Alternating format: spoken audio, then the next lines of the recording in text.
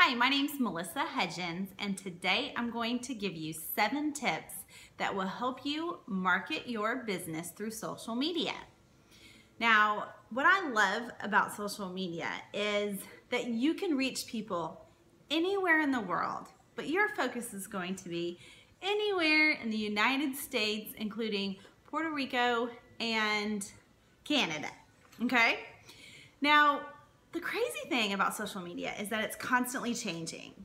When I first became a coach, believe it or not, Facebook didn't even exist.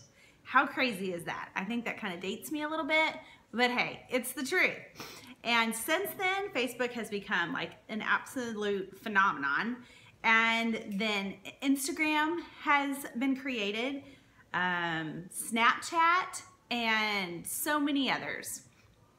But most of what I'm going to talk about today can relate to whether it's your Instagram page or it's your Facebook page. So let's get started. When you're first creating your Beachbody business, which is what is going on right now, is you need to think about the fact that you're building a brand. And what is your brand? And you may be thinking, what? I don't even know. I didn't take any marketing classes. Well, that's okay, because we're going to help you. When you are building your brand, you're thinking about what do people want to know about you when they come on to your social media page? Within a few seconds, you want to be able to relay a message of who you are.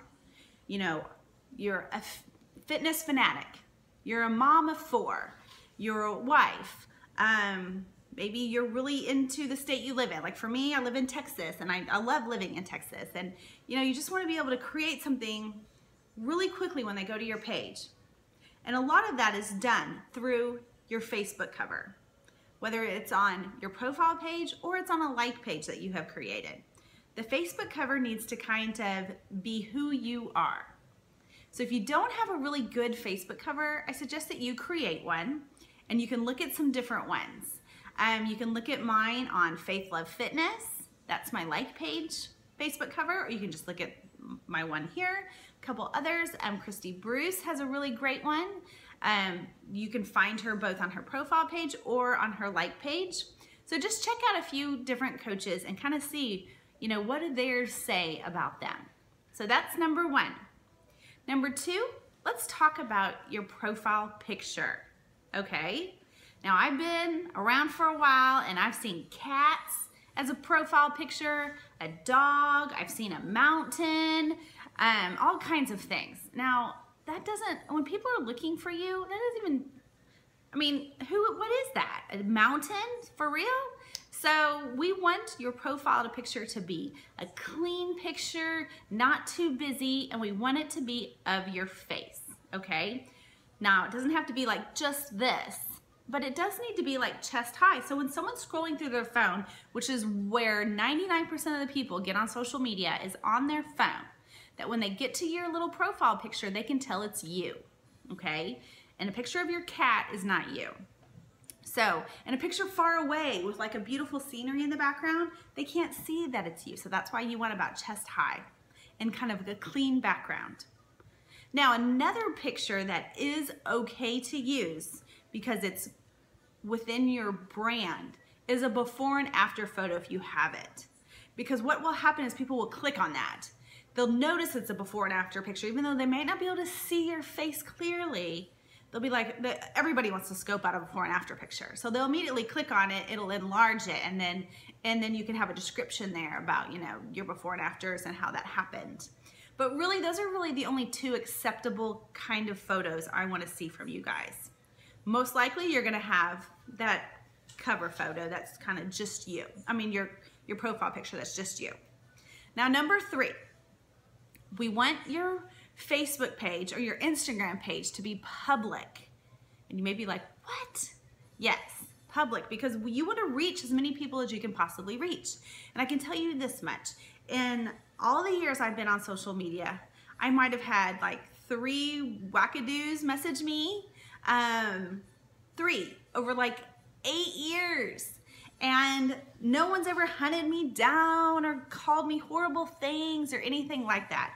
So make it public, because then more people can see your post. You can connect with more people. What that allows you to do is you can connect with your friends' friends. So much easier. They can find when your friend says something about a picture like, wow, you look fantastic, or what does that shake taste like? Your friends' friends are gonna see it, okay? Hopefully that makes sense. So make sure your page is set to public. Number 4, we're gonna talk about like know your market, which is going back to a little bit about your brand. Who is your ideal customer? So many of us are like, well, everybody, right? I wanna help everyone get healthy and fit. From the young to the old, man, woman, dog, I don't care, I wanna help them all. Well, that's just really not possible, okay? Because what happens is when you try to market to everyone, you try to talk to everyone, you'll end up reaching no one. And I know that firsthand because I owned a clothing store one time about a while back, let me just say, 8 years ago. And I had men's clothes, women's clothes, all sizes. I wanted anyone to come into my store. But what happens was no men ever walked in my store. I learned that I had to really hone in on my market. And for that clothing store, I really thought about who's my ideal customer. And that's what I do now. Who's my ideal customer that I want to help get healthy and fit?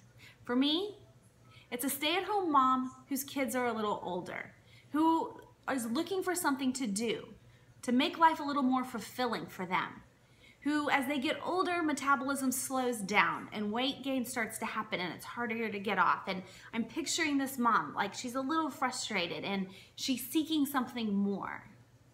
And that's, you know, and I can come up with a picture of what she looks like, and you want to think about, where does this mom shop? What does she eat? What does she look like? And the more and more you can hone in on your ideal customer, the more you can actually put posts out there that attract those type of people, okay? So remember, you don't want to market to everyone. You really want to be paying attention to who you're really trying to attract, who you really want to help. All right, so we are on to, well, number 4 and 5 were the same, because my number 5 tip is don't market to everyone. So we've already talked about that. Number 6, this is very common, especially with new coaches, and that is don't overthink what you want to post. I've had so many coaches that I talk to on the phone go, oh, I just don't know what to post. I just don't know what to post. And they think about it so long that their time to really post is up and they got to move on to something else in their life. Like they got to move on to like whatever task they had to do next, whether it's take the load out of the laundry or it's go pick up their child from school. Like they're like, I don't even know, and they skip it.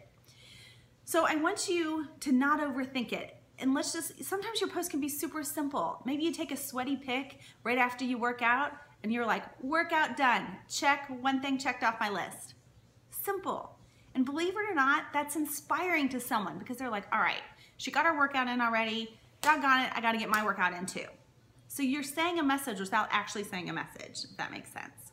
So don't overthink it.